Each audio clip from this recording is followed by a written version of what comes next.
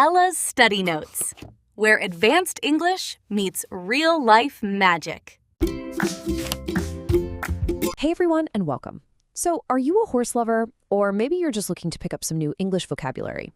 Either way, you are in exactly the right place. Today, we're building a visual dictionary of the horse.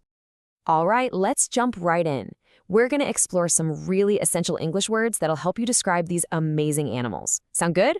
Let's get started. So, first things first, we're going to build what I like to call an atlas of a horse.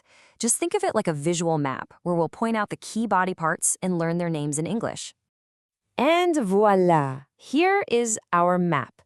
Now, I know it might look like a lot to learn, but don't you worry, we're going to break it all down. We're just going to focus on 5 key parts to get you started. Okay, let's start with our very first word. See that long flowing hair on top of the horse's neck? That is called the mane. Let's say it together, mane. Right, so the mane isn't just there to look beautiful. It actually has a really important job.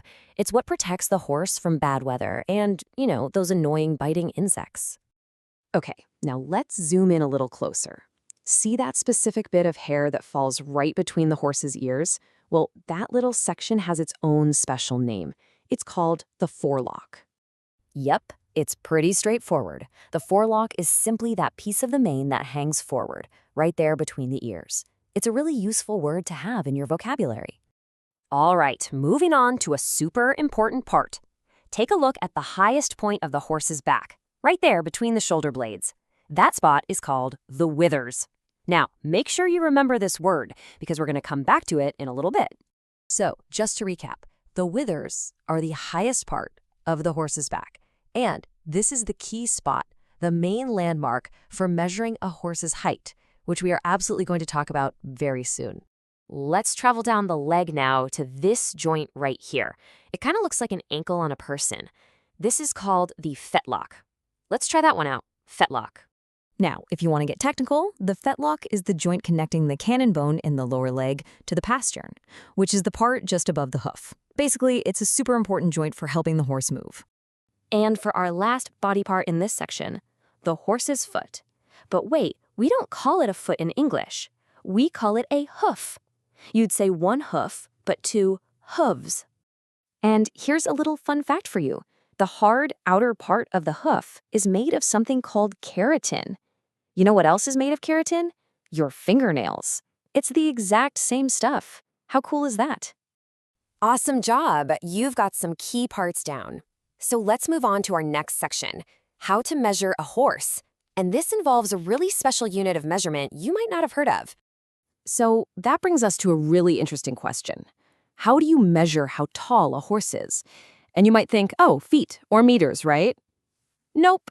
In English, we've got this totally unique system, just for horses. We actually measure them in a unit called hands. That's right, hands. 1 hand is equal to 4 inches, or about 10 centimeters. It's a really old tradition that goes way, way back. And this shows you exactly how it works. We measure from the ground all the way up to, hey, remember that word we told you to hang on to? The withers? That's why that word was so important. A horse's height is always measured to that highest point on its back. Okay, now that we know how to talk about a horse's parts and even how to measure them, let's have a little fun. It's time to meet some real record breakers, the tallest and smallest horses ever. So in this corner, we have Samson, also known as the gentle giant. And in the other corner, we have the amazingly named Thumbelina, who is tiny but tough. Let's see how they measure up. First up, let's talk about Samson. He holds the record for being the tallest horse ever. So how tall was he? An unbelievable 21.25 hands high. Just to put that in perspective, that's over 7 feet tall at his withers. I mean, that is a true giant.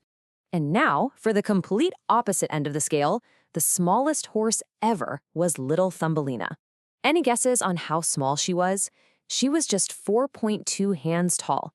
That's less than 18 inches high, about the size of a small dog. Okay, you've learned the words, you know how to measure them. I think you're ready. It's quiz time. Let's see what you remember. Okay, here we go. Look closely at this part of the horse. We learned it's super important for measuring their height. What is it called? I'll give you a couple of seconds. Think about it. The answer is the withers. How did you do? Did you get it right? Let us know down in the comments below. Thanks so much for hanging out with me today. Keep practicing that new vocabulary, and we'll see you in the next one.